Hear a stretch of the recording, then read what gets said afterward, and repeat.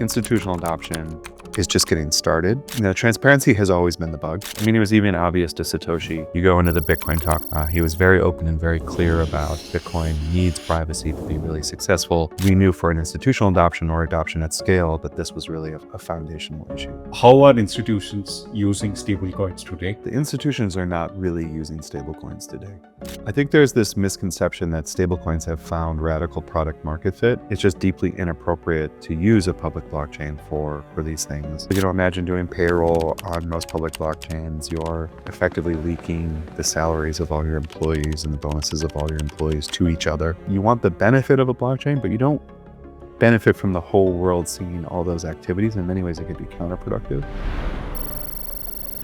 We really are the only ecosystem that can support privacy at scale in a compliant manner. Remittances, payments, payrolls, all that stuff is very easily accomplished with privacy in Canton. So if that is important to you because you're trying to move stablecoins at scale, or you're trying to do capital markets at scale, or you're trying to do, anything at a scale, I think Canton is really a no-brainer. Welcome to another episode, ladies and gentlemen. Today I have with me Eric Saraniecki. He is a co-founder at Digital Asset and Canton Network. Prior to this, he was also a co-founder at Cumberland, who is one of the larger liquidity providers out there in crypto. Welcome to the show, Eric. Thank you. Thanks for having me. Since 2017, we've been hearing about institutionalization of crypto, right? And it was made to sound as if it was imminent, and it is still underway, right? It has changed its flavors and the way it is happening. But one can really say that for the last 2 years, we've really seen institutions, dabbling into crypto, whether that is stablecoins, RWAs, and whatnot.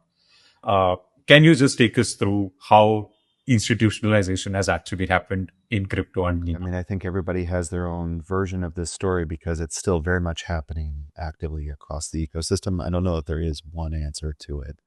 But from my perspective, what I've experienced is an interesting mix. So I would say that the thing that happened first, is pre-2017, is really just the institutional trading of crypto. And when we started Cumberland, that was around 2013, 2014. Many other institutional trading firms came in over the years since then. And the way I generally kind of like to talk about this is that as the space grew, as the valuation of crypto grew, the quote unquote degens became institutions, and the institutional traders just became larger and deeper in the market. So there's the homegrown institutional ecosystem, the things that have come up direct, or you can also think of Aave as an institution itself. So there are the things that have just grown to such an important size and import that you really have to think of them as institutions. And then you have had a really big basket of attempts to use blockchains in institutional contexts.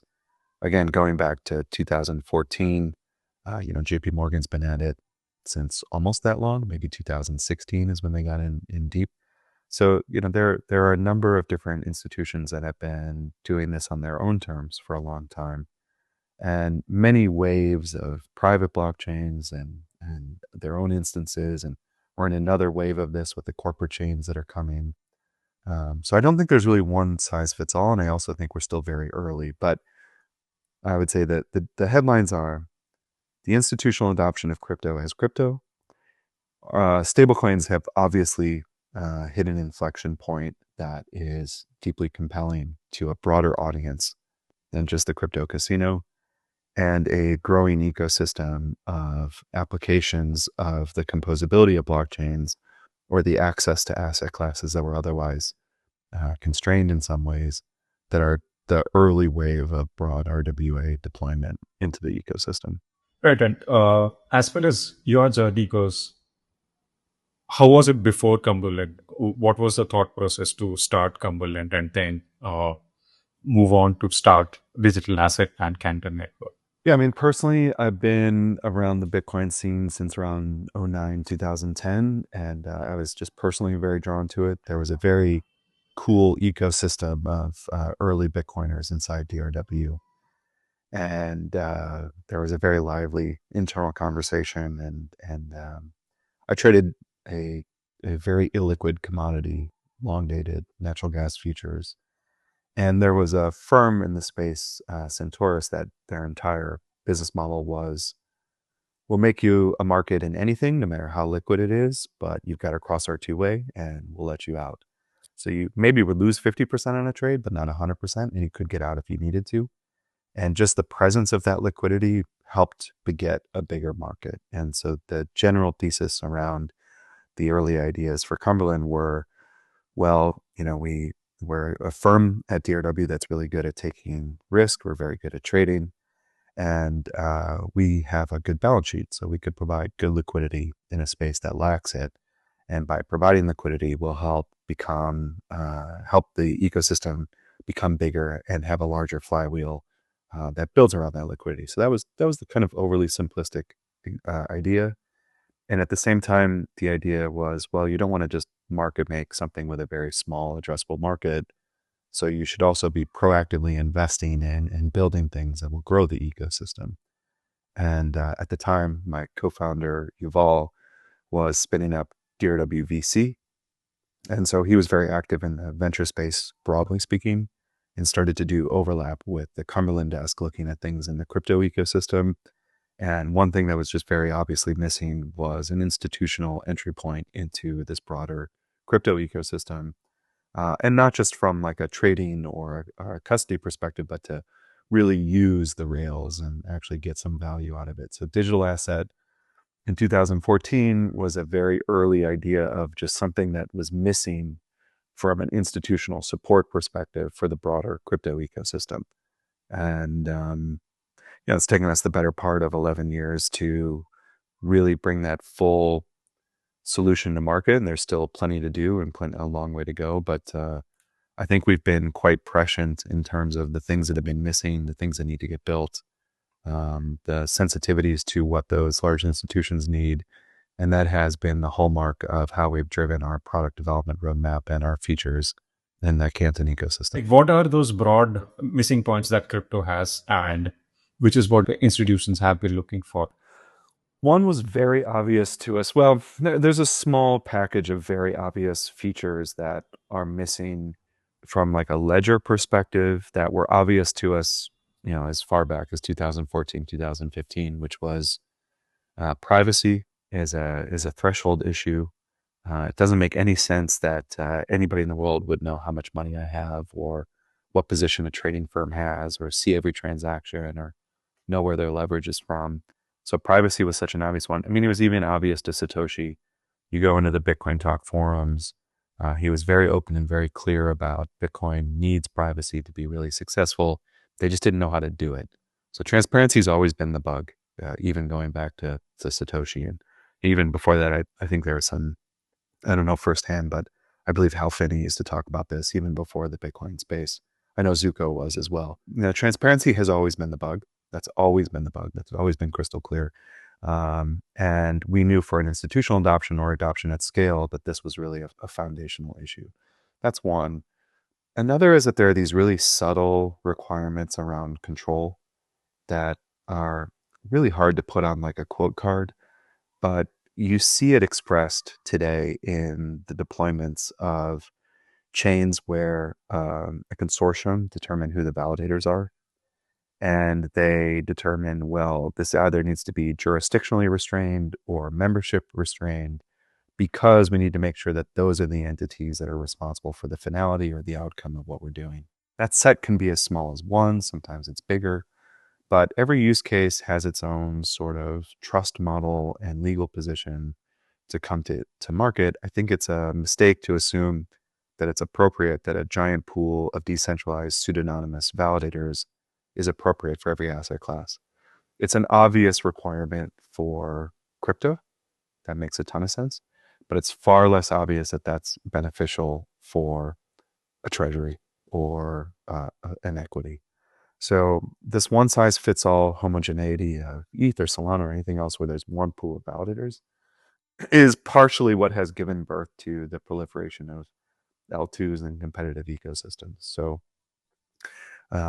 choosing your own validator set, choosing your own infrastructure set, unlimited horizontal scalability, interoperability across all those different sets, You want to create one network of heterogeneous applications.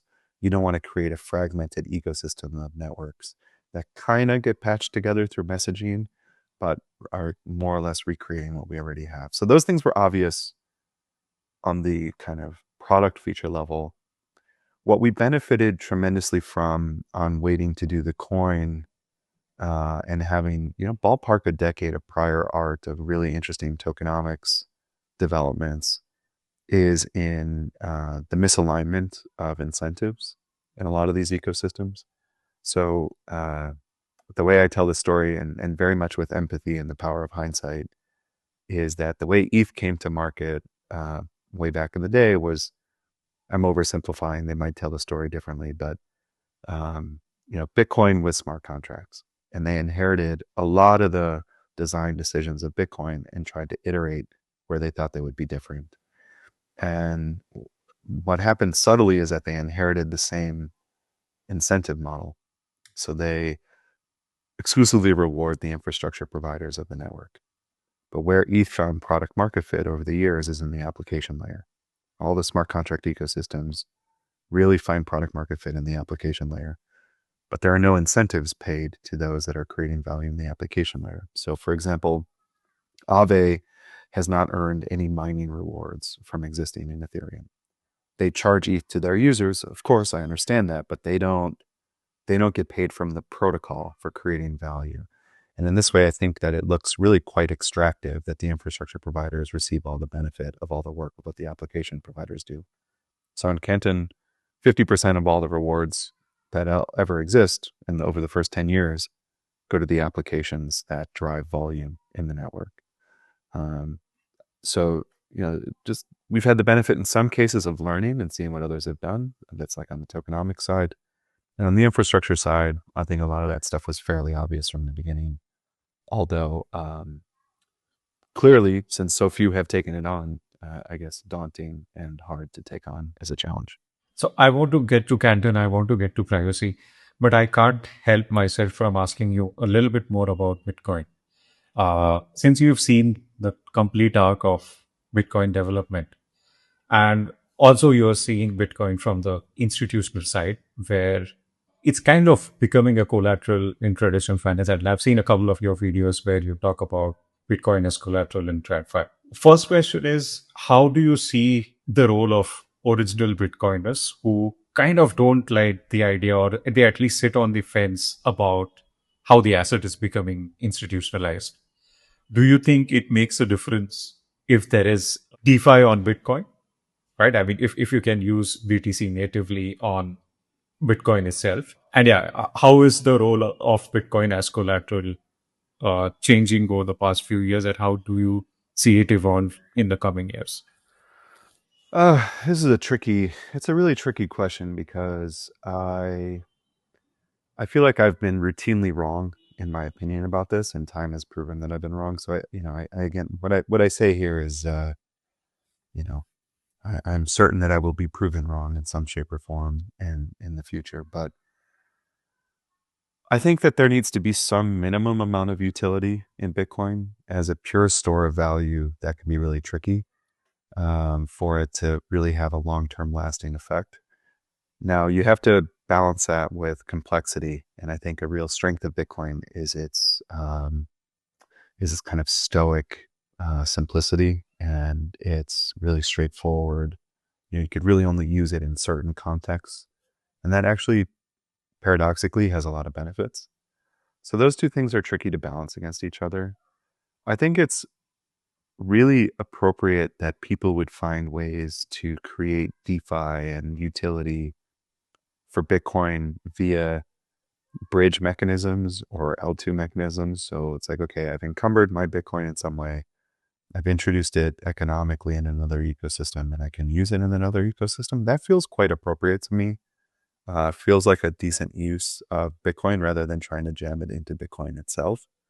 But I tend to be really quite careful about how much change you would introduce into Bitcoin, because I think it is one of its hallmarks.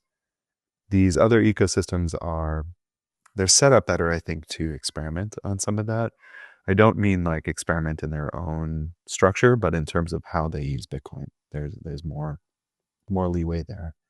So I think of Bitcoin as being its own special animal in many ways, and I'm not quick to introduce things that would force major changes to what's going on in Bitcoin. But I'm also a little bit nervous around pure ossification. So I don't know, somewhere in this spectrum of it's good to do some changes, but they need to be very, very thoughtful in the search of the simplest, smallest thing you can do to introduce some safe utility. That's all. Okay, and about Bitcoin's role as collateral in traditional finance. I think this is a no-brainer. I mean, you have a really deep, because of that growing ecosystem of people that are using it as this macro asset, the depth and the liquidity in Bitcoin is really impressive. And that depth and liquidity and the utility it does have of being able to encumber it and transfer it 24 by 7 at any size, self-custodially or with tri-party or with custody, all of that is a real material amount of utility, and especially as a collateral asset. So that to me is happening is an absolute no-brainer. We see some really interesting examples of people using it to borrow capital, build infrastructure, lever that capital into into other financial assets. So I'm very supportive of using Bitcoin in a very similar context that you would use something like a treasury. They're obviously not one-to-one the same in terms of their safety, but they both, I think, can provide very, very similar benefits in capital markets. And how have been institutions using Bitcoin as collateral? I mean, what capital markets are already using it? I mean, the two things that I think are happening at scale across every ecosystem on and off chain are using it to borrow cash. So, it's a good store of value. It has good liquidity. So it's a safe thing to borrow against, and it's a good thing to lend against because if I need to take delivery of that collateral, I can, and I can turn it into cash quite confidently. So just using it purely as a collateral and a cash position is very effective. The other thing is that it's actually a very cheap asset to borrow relative to cash itself. So there's using Bitcoin as collateral to borrow cash, and then there's just outright borrowing Bitcoin, unsecured or using it in other contexts. And it actually ends up being a really economical asset to use for your own balance sheet purposes.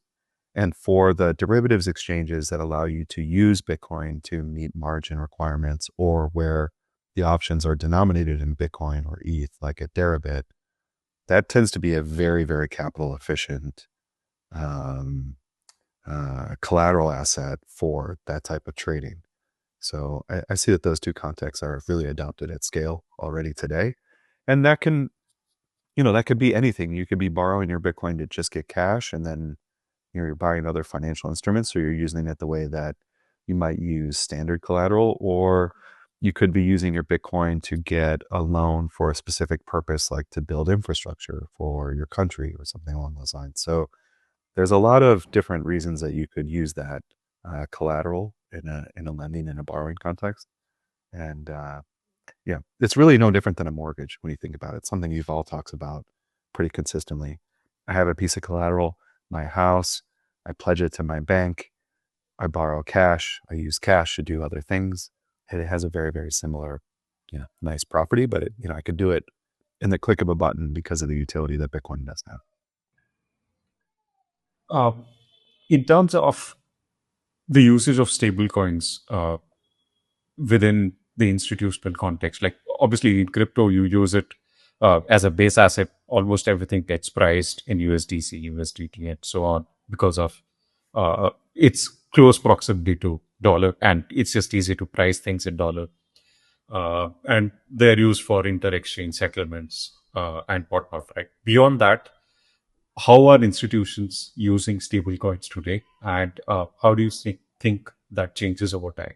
I'll be a little bit spicy that the institutions are not really using stablecoins today. I think there's this misconception that stablecoins have found radical product market fit. It is true but only within the context of the crypto casino.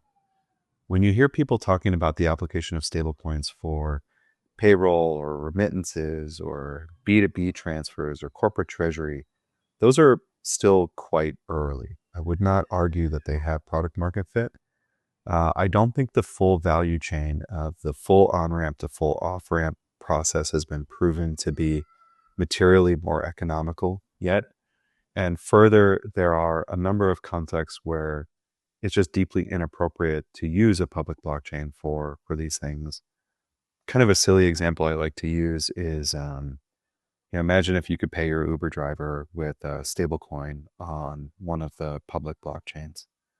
The moment I pay that driver, I'm going to have a lot of information about how much money he has on hand, how much money he's processed. It becomes actually a physical risk to that driver. Wrench attacks are, popularly cited in Bitcoin, but can start to become quite prevalent with stablecoins if that was the means by which people accumulated and held wealth. And so these association attacks of, I pay someone, I know how much money they have, or how much money they have had, or how much money they have processed, or you start to learn a lot of information that could become very dangerous for, the two entities facing each other. So the properties of cash and payments that we have today that really preserve this privacy boundary are actually really important for helping maintain some sanity and order. Or payroll, imagine doing payroll on most public blockchains. You're effectively leaking the salaries of all your employees and the bonuses of all your employees to each other. Most firms are not comfortable publishing that information. Some are. And the best answer that I've heard on how to deal with this on other chains is through hyper concentration.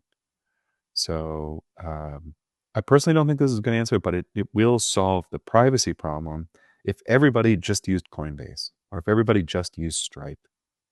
Then it would be harder to do these types of association attacks.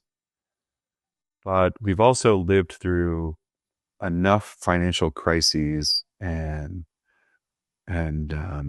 financial catastrophes over the past 50, 60 years to know that hyper concentration is not good either.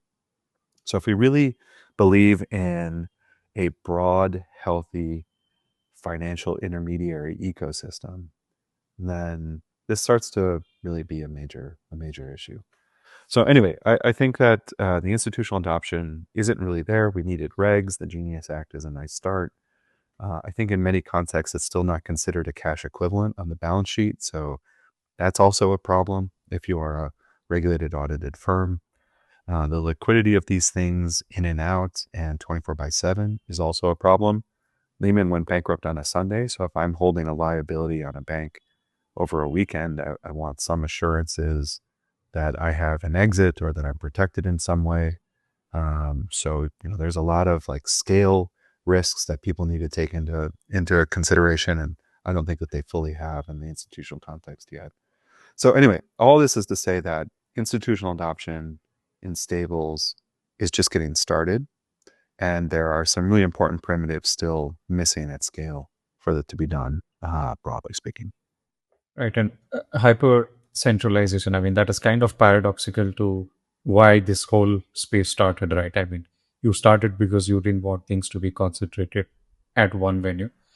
And if everyone starts Yeah, but I using mean, Stripe, I know where you're going with this, but like I'm a little bit cynical about it. I mean, look at the Bitcoin ecosystem. There are elements of it that are hyper decentralized, and then there are elements of it that are right. hyper centralized. And there are real efficiencies to be gained by using, the appropriate intermediaries, but it is a risk that people have to account for.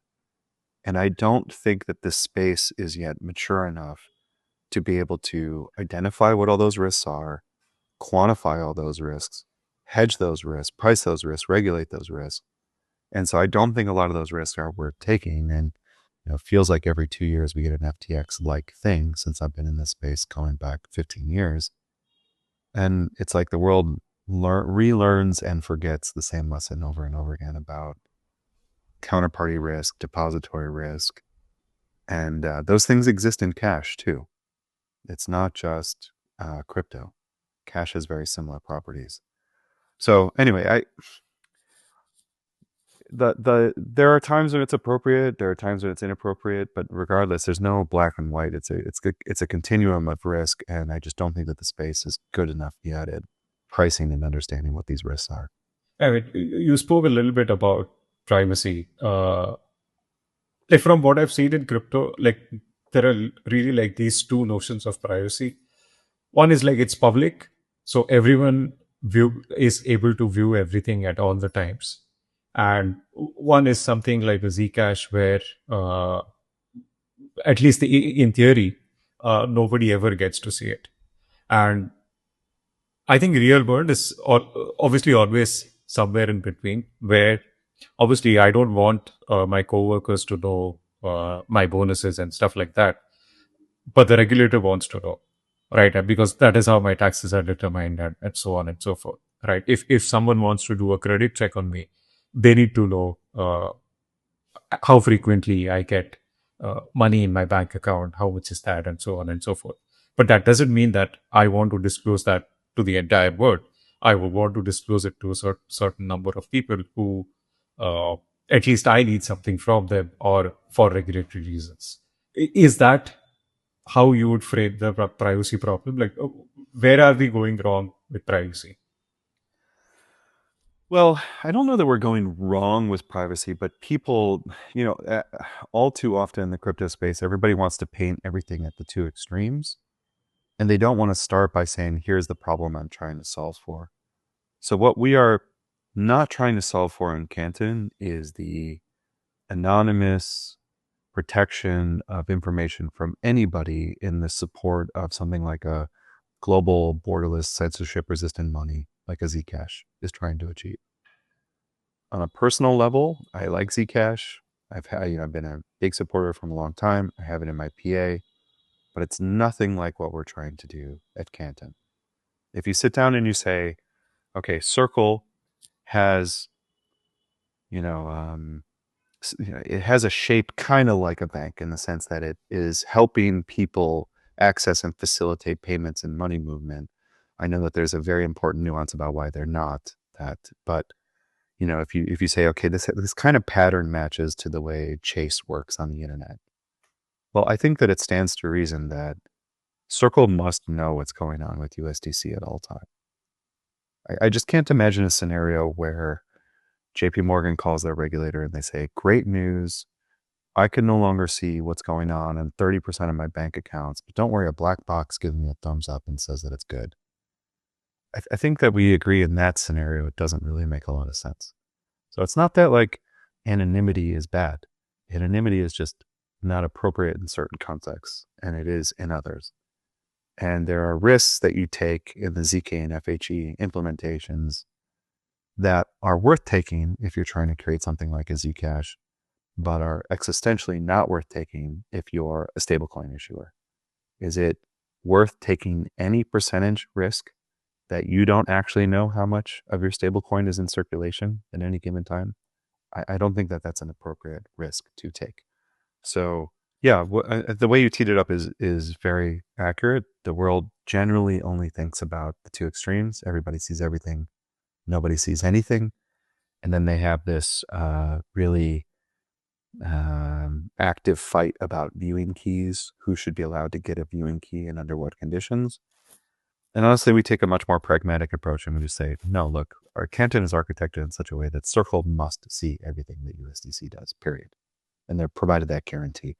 And if they want to permission Elliptic and TRM to be able to do the same, they need to be able to do that. And the protocol needs to be able to guarantee that Elliptic and TRM don't have to trust Circle, that information that they see is the same thing that Circle sees. And if you're a holder, you must be able to do the same, but for your own activity. And if you're not one of those parties, you should not have any visibility into that. You shouldn't have any proofs of it.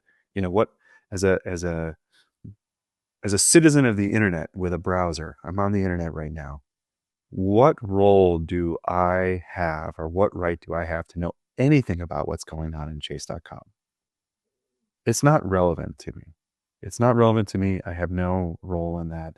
And I think that's probably the only mistake that I see a lot of these chains making in their approach to privacy, is this sort of philosophical belief that the whole world should be able to prove that what took place was appropriate. Again, I understand it for a Bitcoin or a Zcash. But when we're talking about a stable coin, I fully trust that issuer and their banks to be telling the truth about how much is in distribution versus what they hold. They try to give me some confidence by doing audits. I get it, but I'm not continuously auditing their back end with the distribution. So the whole world decentrally validating the transfer of coins doesn't actually provide a lot of information to me as a holder, because ultimately I could be moving a coin around that's completely insolvent or not backed by something or has some weird liquidity problem. And again, the Genius Act is going to go a long way to help reduce those risks. But there is this fundamental relationship between the issuer of an asset onto chain and then forward distribution of that asset versus what they really have. And the decentralized validation of what's on chain doesn't remove that risk. So it's like, it's a very weird philosophical position to take, that I should be an active participant in the validation of stuff that, one, I can't validate what's real on the back end, and two, is not relevant to me in the first place. And that makes these implementations a lot harder than I think they need to be. Right off the bat, how does I mean, if there are so many things that are customizable on Canton, how does a user know what application or is being seen by which provider or different parties? So in Canton, you should think of this, it's a very abstract concept and it's very different from the other blockchains, but it has the exact same sort of conceptual structure of the internet, right? So you didn't know where every website was or everything like that on the internet today until we started to build really nice discovery mechanisms like Google, right? And so it'll be very similar in Canton. Not everything is just public information. And even when it is, right, if you go to Etherscan, what has been really helpful is them doing a lot of indexing and identification and giving more information. And, so like discovery is a problem if you have a ton of stuff going on, if it's totally public, and if it's, I have to know where to go and then try to sign up and connect. In both cases, we have discovery problems. Canton's no different there. It's just a matter of building the right infrastructure to enable those discovery mechanisms to get built. But then, when you think about my phone, and then, sorry, these are all a little overly simplistic examples, but I think they help create a mental model. My phone doesn't have every app in the App Store installed on it. So I do discovery. The things I want to interact with, I install into my phone. In Canton, this would be the node that I'm accessing the network through, the validator that I'm accessing the network through. My phone has my keys, like my passkey on my phone, and that's how I'm authorizing actions in these apps. Same things in Canton. Your signing key can be a passkey, could be whatever. It's very similar to like ETH in this regard. So I can't hit any RPC in the world and find my data or my apps. I can hit my RPCs in the world and find my data in my apps.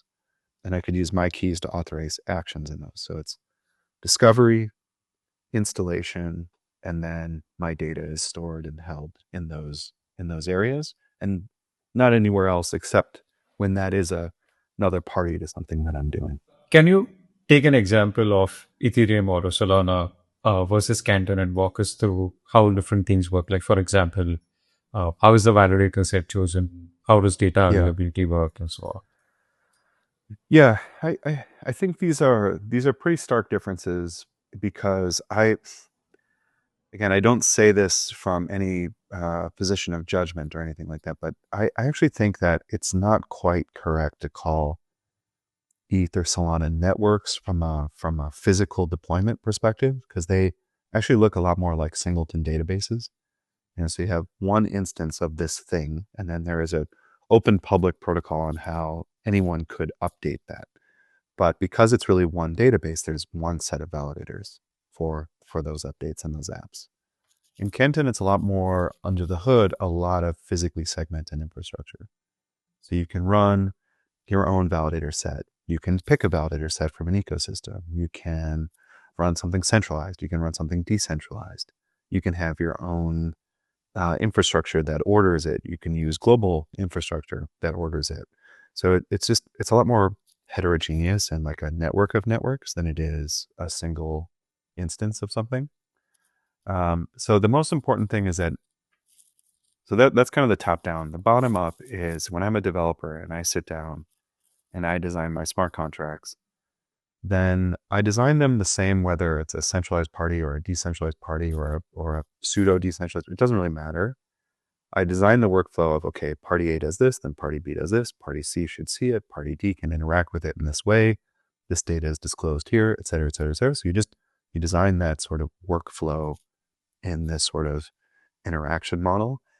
And then if one of those parties benefits from being decentralized, then I pick a decentralized party to play that role. So if I wanted like a matching engine to say, okay, I'm going to submit a bunch of individuals are going to submit bids and offers to this matching engine, then I want 30 validators in a pool to run a decentralized matching engine. The workflow is still the same. Buyer and seller disclose orders to matching engine party. Matching engine party returns fills. That's the general smart contract workflow. And then in the configuration, you just pick the party that is that operator of that matching engine to either be a centralized entity if you're talking about like a NASDAQ or a NYSE, or a decentralized entity if you're thinking about something more like a DEX or a DeFi protocol. And there's no one size fits all. You just pick the right parties for your use case. And by the way, you can't force that on someone, right? I can't build an app and just go like, hey, NASDAQ, you're my matching engine now on this, right? They have an opportunity to accept that designation and play that role. But still, it's much more of like a marketplace of validator pools and configurations than it is just one default setting like you find in the other ecosystems. And then privacy is just done through segmentation. So the parties that you specify in that workflow, the nodes that are hosting those parties are the only nodes on Earth that C-store validate that information. So if you're not a party to something, you don't interact with it in any shape or form. And who are the dominant users right now? It's hard to say because you have some use cases. It depends on the dimension. Let's put it that way. So on one dimension, if you're talking about like notional, what matters a lot in the ecosystem, there's a lot of repo going through Broadridge. There are a lot of feeder funds coming online through one provider. There's a lot of commodity settlements happening through a consortium. There are a lot of mortgages coming online. There's a lot of life insurance policies being underwritten. So from a notional perspective, those applications are really, really large. The traditional financial institutions that are using it, the Goldmans, the HSBCs, the BNPs of the world. On the like daily volume, using the coin, there's a really cool ecosystem of new wallets that are coming to market, homegrown wallets, but also multi-ecosystem supporters, Copper, DFNS, BitGo just made an announcement. Fireblocks is coming. Ledger is live in restricted contexts. So we have a really nice ecosystem of wallets that are starting to drive user acquisition strategies. We have things like bridge to Bitcoin. We have stable coins.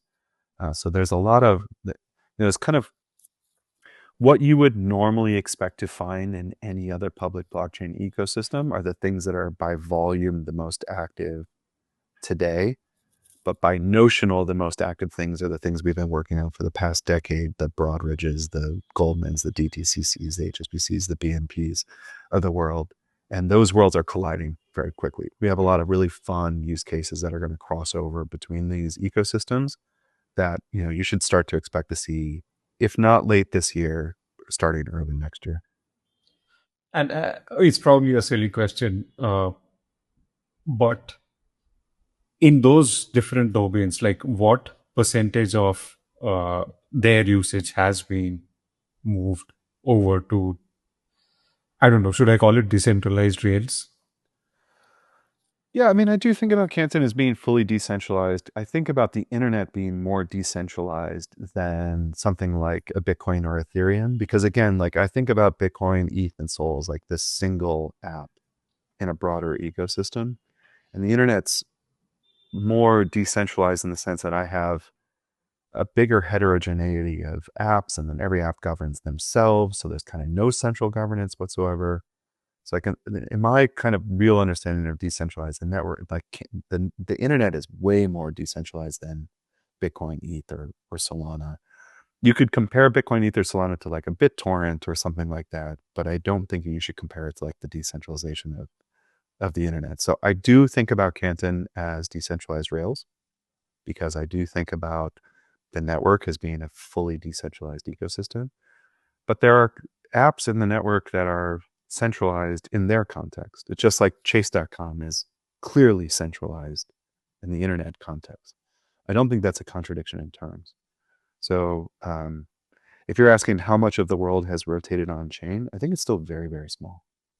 And this has been my qualm with I don't know if you remember, I think it's maybe a month old at this point. There was a DeFi Llama argument with Figure about putting a lot of the HELOC information that they're doing into their statistics. And RWA.xyz as well was getting kind of caught up in all this. And what I find, frustrating about these arguments is that it's too much infighting. It's too much religiousness in the space. Our top level goal as a community should be to rotate as much of the world's economy on chain as we can. And there's too many Puritan tests. Like I have a deep respect for JP Coin, because it is very hard as an institution as big and systemically important as JP Morgan to figure out how to adopt these rails. And what they're solving for is a different problem than what Tether was solving for. And so if you have a different problem to solve and a different set of constraints, you get a different result. And I don't think that makes it an inferior result in any shape or form. It just makes it a different result. And we all benefit from understanding what they were solving for, what those constraints were, and whether or not their result gave them the outcome that they were hoping to get by being on chain. And that's very different from Figure. That's very different from Tether. That's very different from Aave. That's very different from Broadridge or Goldman. And when we filter those things out of the dashboards where we're supposed to go find this information and compare them to each other and all get a little bit smarter, because that doesn't count in whatever sort of puritanical way you want to say that, I think we lose the forest for the trees. And the credibility of those dashboards, for me, really comes into question, because now it's more about, well, what's the business model, and what ecosystem are you sympathetic to, as opposed to the true mission that in theory it says on the landing page. So I personally think they should be posting everything, and they should be going to the nth degree to help people understand what those constraints, approach, and outcomes were. And it really jumped off the page for me when I saw some really nice collateral from the Figure team about the amount of savings that they're driving into those products by doing this on chain and how they're getting those outcomes. I loved reading it. It was very informative for me. And, it gave me a bunch of ideas about stuff we can do in that broader Canton ecosystem. So anyway, I wish people would take this stuff more as inspiration and more as everybody taking a different bite at the apple. It's a massive, massive ecosystem to rotate on chain. We should be working together to make that happen, not saying one's better than another. I mean, I was just checking, it's just 35 billion, except for the stable coins, that is on chain as per rwa.xyz. I think that's a drop in the bucket of, what assets lie out there outside of our lazy niche bubble of ecosystem that we call crypto. But yeah, and for the Yeah, viewers, but I mean, if you go like looking at that number, I mean, it does not include Figure, which is like another 15 billion. no, It I think doesn't RWA include does include Figure. Yeah. In okay, private credit, private I credit. think. Oh yeah, Yes, yeah. private credit. Yeah. But if you scroll down the landing page, I don't know if you see in the RWA league table, but the first one there is Canton. Right there, that's one use case in Canton, Exactly. and And that's, I don't know, as of today, it says 445 billion. Um, you know, the it's just it's hard to get. JP Coin is not on here, right? To the best of my Right. knowledge. It just it's. I would prefer to be able to see everything in one place. That's all I'm trying to say. I'm not trying to be one way or the other about it. Is it because JP Coin doesn't? First of all, can you walk us through what JP Coin does? You said that it's intended for a very different purpose than Tether. Can you just tell us what that is and why that is of significance and how someone like RWA.xyz can go and find the numbers around it? Well, I mean, so they are a bank. They're trying to create a banking product. A stablecoin is not a banking product. They're trying to make sure that their corporate customers can move money globally at the pace of moving a stablecoin, but in such a way that it gets treated as a cash equivalent on the balance sheet, and it doesn't interfere with any of the capital treatments of the money that they hold. So these are all kind of capital markets, balance sheet accounting, wonky things to understand. And I'm definitely not the expert on them, so I'm not going to dive too deeply into those details. But I know that in the case of something like a Tether, it was about moving money across crypto exchanges efficiently when crypto entities were being actively debanked, and getting good banking solutions was very hard to do. So that was one. Two, they're really great about extending access to the dollar into markets where the dollar is hard to hold safely and securely and permissionlessly. And I don't think that I don't know per se, this is conjecture, but I don't think that's a JP Morgan mission, is to get, dollars into the hands of people that otherwise can't do it in, emerging third party countries or third world countries. So I, I just think that there are capital markets problems that benefit from the composability and 24 by 7 availability of assets. There are retail problems that benefit from those features. They get expressed in very different ways. And those things are better together than, if I could create and redeem stable coins using JP coin, that's actually a really interesting combination. Or if I can create and redeem stable coins with US treasuries, that's a very powerful combination. So it's the interplay of these things that I think are going to really change the world, not any individual single one of these use cases alone. It's the interplay of all this stuff together and the composability of things that becomes really a game changer for the world economy. But and as far as composability goes, I understand that Canton is very configurable in the sense that different developers or different applications can choose based on their needs. So it's more modular in that sense. But does it come at odds with composability in that case?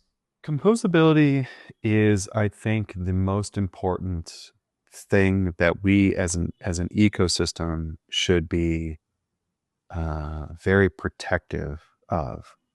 And unfortunately, it's a complicated thing to explain to people, and so it's easily misrepresented, mismarketed, and let me make a positive statement. I think from a technical perspective, when you're talking about RWAs or cash or stable coins, the technological breakthrough is composability.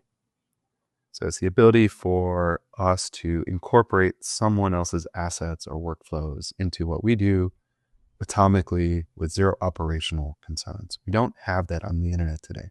If I try to call a Bank of America API at the same time I call a Citibank API, I actually have to coordinate and reconcile those actions. I cannot guarantee the atomicity of that. So composability is the big prize in the RWA ecosystem from my perspective. There are 0 to 1 opportunities around just providing access or distribution or potentially fractionalization, but I don't think that those are unique to blockchain. So while blockchain might be a good vehicle for it, it's not unique to it. So I don't think those are durable long-term use cases at the value that people expect blockchains to present. Then composability is. And so where you find yourself in a scenario where, hey, my scaling strategy is L2s, I think that's very dangerous because you've lost composability. And I'm actually really, really supportive of some of the original philosophical positions that, something like a Solana took about how we don't want to horizontally scale, we want to vertically scale because composability is such an important thing to the outcome of our ecosystem. So I think people are not protective enough of how important this feature is.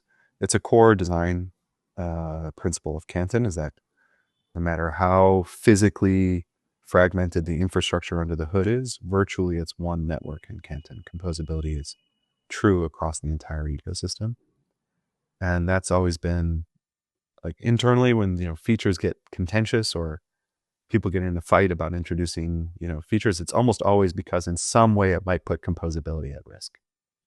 And I Can you think people just are just not protective enough of that. can you just take an example of two different applications who probably have chosen a different validator set and how their assets become composable on Canton? Yeah, in Canton, we pulled consensus apart in two layers. You have the validation layer and you have the ordering layer, and you have consensus at both layers. Your UTXO, so your smart contract instance, is validated by the stakeholders too. It's kind of like a proof of authority validation.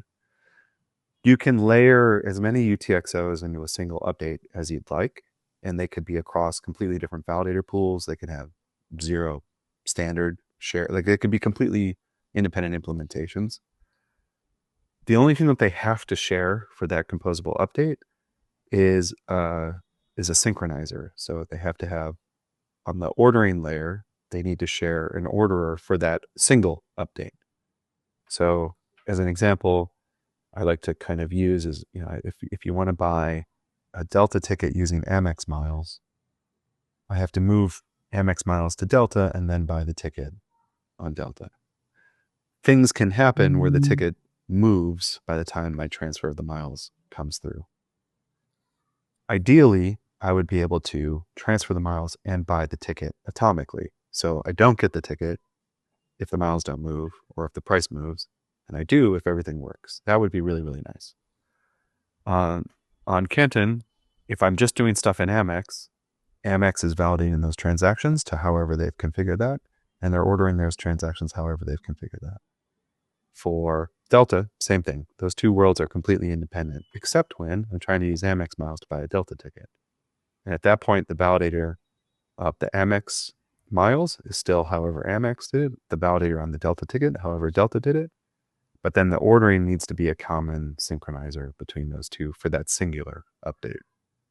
And that's really what the global synchronizer in the Canton network is that that's the public permissionless zone that everyone is guaranteed to be able to connect to.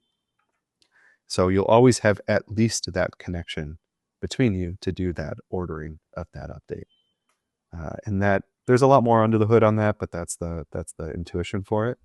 And that synchronizer, that shared synchronizer for that shared update is really what guarantees the atomicity of all those updates. You still only validate the UTXO you're a party to. You don't see anything about the others. Right. Okay, that makes sense. Um, yeah, okay. So there is this global synchronizer. So that is who's running that? The global synchronizer Yeah. is operated by the super validators Okay. in the Canton network, and the foundation is helping oversee all the governance of the global synchronizer. Okay, that makes sense. Okay. If I call it like the movement where most of the capital markets are using decentralized rails gradually and more because of whatever efficiencies that these things bring into their businesses. Uh, who are the beneficiaries of this movement and like to developers who are trying to tinker with blockchain applications and whatnot? What would your advice be to them if they want to build in this area? What should they be looking at? I generally bristle against the idea of thinking about blockchains as being like peer to peer.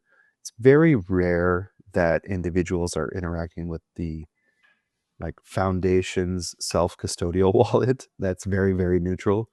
Generally, everything in these ecosystems is B2B2C, whether I'm coming through an exchange or a really great user experience wallet, like a ledger. There are decisions that they make about what to highlight, what to prioritize, how to build that experience that does shape and color the behavior of the user. So even self-custodial wallets, if they have really nice UX and features, I consider that B2B to C. So if I'm a developer, I have this like silly analogy. I think about Canton as being kind of SpaceX like in the sense that it is really, it came to market B2B. But the next wave of adoption of SpaceX is B2B to C. That is what really starts to impact individuals' lives. So using this really strong capital markets infrastructure and access to this ecosystem, what is a Starlink-like product I could build that gets built on the top of this highly differentiated infrastructure? And I like to try to think about it in that context. So like, could I build a credit card with differentiated fees? Could I build a DEX with privacy? Could I build a perp market with privacy? What would that allow me to do? And the privacy element of this allows you to take things that are working in other ecosystems and say, well, what would privacy improve in this experience for users if we added privacy to it? So remittances, payments, payrolls, all that stuff is very easily accomplished with privacy in Canton. And but think about how you extend that feature to your user through a really nice experience.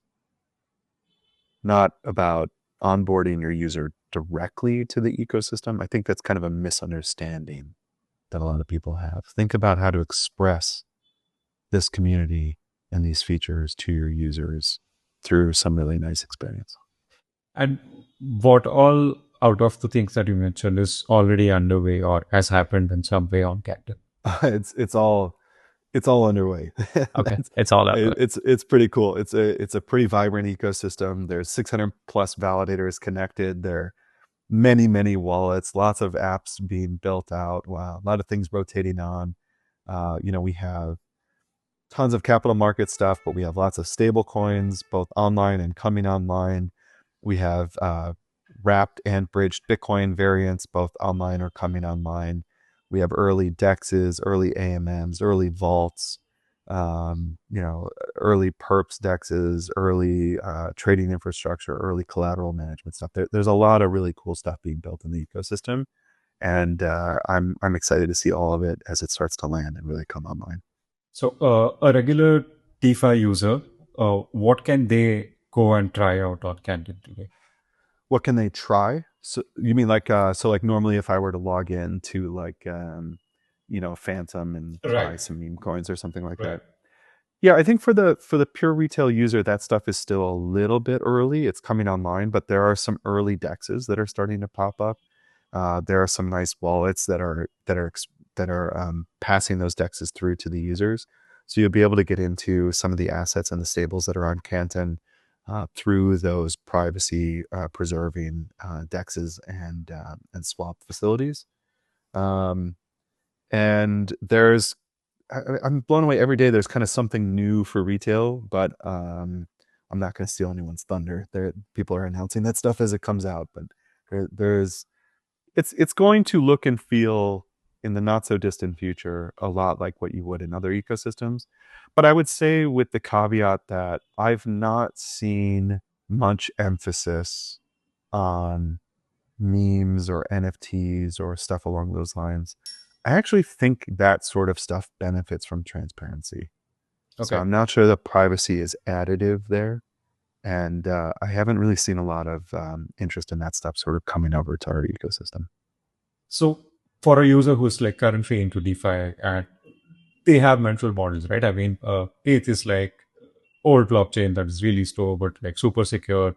If I were to do on-chain lending in size, I'd probably consider ETH. If I want speed, I'd go to Solana and stuff like that, right? So what would be that mental model about Canton for someone who's a DeFi powered user? Yeah, I mean, it really comes down to privacy. And when I think about how dangerous it can be to know everyone's position in these perp dexes, to me, that's the obvious thing to do on Canton instead, is manage your inventory and your collateral and your risk on Canton. So if you think of like the evolution of dexes as being AMMs in the ETH ecosystem, CLOBs in the Solana ecosystem, for us, I believe that our next iteration will be dark pools. Dark pools will really be the way to think about on-chain DeFi. And there's some cool stuff coming online soon for that. What's the defensibility or what's the moat in Uh, the institutional DeFi or institutional blockchain space, if I would say so? the moat. Yeah, I think the moat is really different at different stages. So right now, we really are the only ecosystem that can support privacy at scale in a compliant manner. Again, not the use cases of like Zcash or Starknet, but really institutional sort of privacy. Um, so if that is important to you because you're trying to move stablecoins at scale, you're trying to do capital markets at scale, you're trying to do anything at a scale that would be above and beyond the low single digit billions that you find in a really big retail audience, then I think Canton is really a no-brainer. But the long-term moat is in the strength of our capital markets ecosystem and how we tie all that together. So the example I like to give is, we were talking about a little bit before, but being able to create and redeem stablecoins with treasuries. That's a very sensitive workflow. Or if you're a large scale money market fund managing your treasuries and repo processes on chain, those are very sensitive things. You want the benefit of a blockchain, but you don't benefit from the whole world seeing all those activities. In many ways, it could be counterproductive. So the wholesale backend to apps and assets distributed broadly into other ecosystems, I believe will coalesce around Canton. And that capital markets network, the connectivity between TradeWeb and Broadridge and the DTCC and the banks and all that connectivity, and making sure that that all works together really well, and that the use cases that are enabled through that connectivity is differentiated. That's really the medium and long-term moat. The reason that that's happening almost exclusively in Canton is because of the threshold issues around the features in the ledger. But those sort of moats don't last forever, especially open source software, which Canton is open source software. So it really ends up being in the community and the use cases and the utility of the network. For someone to come on chain with their treasuries and issue stable coins against them, and let those stable coins be either lent out or whatever that they want to do with those stable coins. For them to do it the traditional way, it would probably take longer. They would have to interact with different ecosystems for this to happen. And, I mean, there wouldn't be a single place where this will happen end to end. I think a better way to think about it is just that we have better infrastructure for doing it. So sticking on the example you just gave around the treasuries and the stablecoin, if I can only create stablecoins Monday to Friday Fedwire hours, and I have a fundamentally 24/7 product, that actually creates a lot of friction for me as the issuer.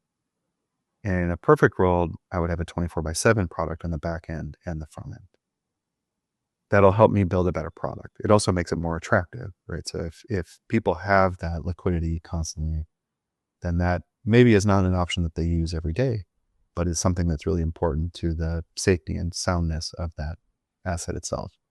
So I think about it more as the liquidity and the safety from a markets perspective, not like a technical perspective, but from like the depth and the capital markets connectivity to the back end of the product. That just makes it a more robust, interesting product. I'll give you a hyperbolic example. It's purely hypothetical, but imagine I issue a stablecoin and its collateral under the hood can only be accessed once every 30 days. And then there was a run on the stablecoin at 10 days. Well, everyone has to wait 20 days to know whether or not that collateral is good collateral or not, and they can get out of the stablecoin into that collateral. And that actually makes the desire for people to adopt the stablecoin lower than it otherwise would be. So it's obviously a very silly hyperbolic example, but that's one element of scale, which is just how illiquid or how slow that process is on the back end. But people become more sensitive to that as the notionals go up. So if I'm, from a personal perspective, thinking about how quickly can I move money between my bank account and my savings account or do payments, I don't really worry too much about that if I'm talking about a few $100s. But if you're asking me to make a huge investment in something, liquidity starts to matter a lot more. So I think about these things as being scalars. Can I build a low single digit TVL product without the sort of capital markets connectivity that we're building in Canton? Yes, people have done it. Can I build something that has significantly higher room to scale in terms of TVL and adoption and velocity if I have a really high quality capital markets backend to it? I think also yes. So it's not or, it's kind of an extension, a continuum, and a scaling factor more than anything else. Thanks a lot for that. This was fun. Yeah, thank you very much.